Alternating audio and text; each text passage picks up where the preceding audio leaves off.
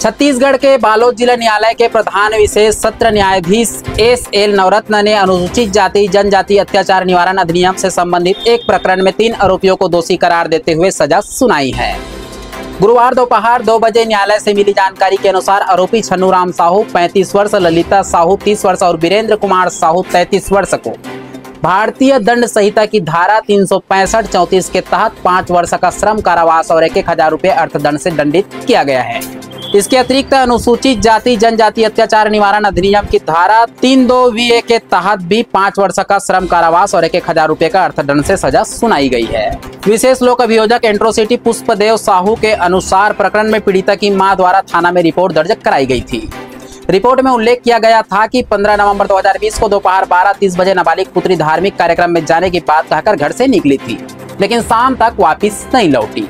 रिश्तेदारों और आसपास तलाश करने के बाद भी जब कोई जानकारी नहीं मिली तो थाने में मामला दर्ज कराया गया।